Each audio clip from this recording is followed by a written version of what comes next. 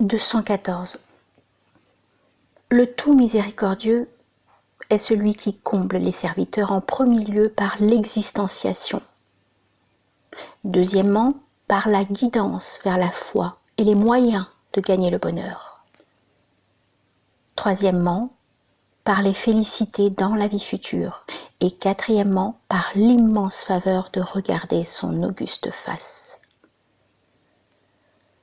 Abu Hamid al-Ghazali, les 99 beaux noms de Dieu. 215.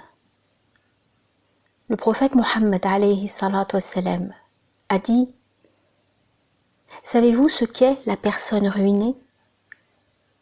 Ils répondirent: la personne ruinée parmi nous est celle qui ne possède ni dinar ni bien dont elle puisse jouir. Il dit alors: en vérité, la personne ruinée au sein de ma communauté est celle qui viendra au jour de la résurrection en ayant accompli la prière, le jeûne et en s'étant acquittée de l'aumône légale. Elle viendra alors qu'elle a vraiment insulté celui-là et accusé celui-ci et mangé le bien de cet autre et versé le sang de cet autre encore et frappé ce dernier.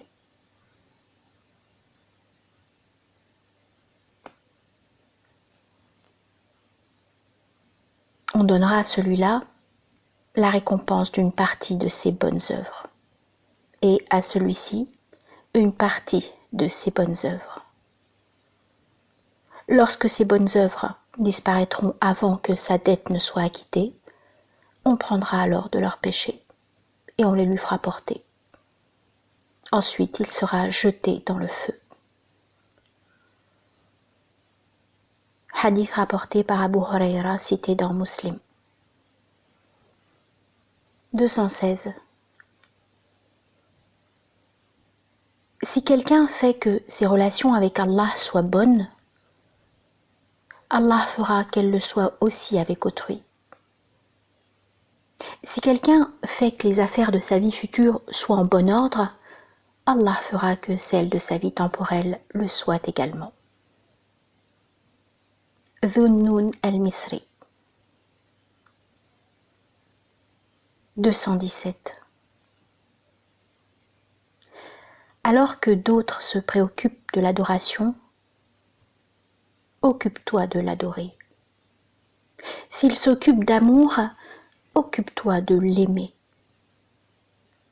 Alors qu'ils aspirent à faire des miracles, aspire aux jouissances de la prière.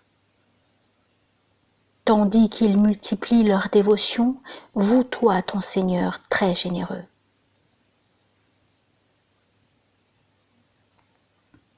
Ali ibn Abdallah al-Imrani al-Hassani al-Jamal. 218. Sache que les règles de conduite sont des instruments dont l'usage est valable aussi bien pour la vie future que pour la vie mondaine. Ces règles sont appropriées en effet aux fondements de la nature des hommes. Or, les fondements de la direction sont identiques pour la vie future ainsi que pour la vie mondaine. Ce qui nuit au comportement conforme à la vie dans l'autre monde nuit aussi au comportement conforme à l'ici-bas, de même que toute chose qui n'est pas valable pour les actions mondaines ne peut convenir pour l'au-delà. En effet, la différence entre l'ici-bas et l'au-delà réside uniquement dans la divergence entre les deux demeures. Mais ici et là, le même règlement prévaut. N'eût été cette vérité, aucun royaume ne serait fondé, aucun État ne serait conservé et aucune politique ne serait droitement établie. C'est la raison pour laquelle Allah, qu'il soit exalté et glorifié, dit « Celui qui aura été aveugle ici-bas le sera également dans la vie dernière, et plus égaré encore. » Sourate 17 Al-Isra, verset 72. Ibn Abbas a commenté ce verset en disant que celui qui ne dispose pas de la raison lui permettant de savoir comment sont dirigées les choses de ce monde passera dans l'autre monde avec la même raison. Plus il ignore l'ici-bas, plus il ignore l'au-delà, car l'un est visible, l'autre invisible. L'homme qui ignore le visible le sera encore plus de l'invisible. Sache que le jugement dans l'au-delà est semblable au jugement dans l'ici-bas, et qu'il est fondé sur une balance juste et un juge équitable. Allah le Très-Haut dit « Ce dont les œuvres accuseront bon poids, ceux-là seront les bienheureux. Ceux dont les œuvres pèseront peu seront ceux qui auront perdu leurs âmes. Ils auront l'enfer pour séjour éternel. » Sourate 33, Al-Ahzab, versets 102 et 103. Il s'agit là d'une parabole qu'Allah a employée parce que les hommes savent que si l'on pose quelque chose dans un des plateaux d'une balance et absolument rien dans l'autre, la notion de poids n'aura aucun sens. Aucun homme, en effet, n'est à l'abri d'une faute, d'une erreur ou d'une distraction.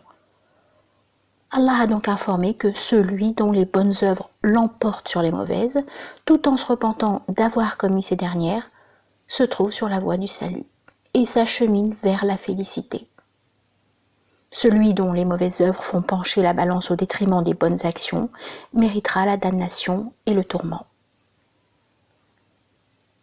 Al-Jahiz dans Risalat al-Ma'ash ou al-Mahad, de la vie terrestre et de la vie future,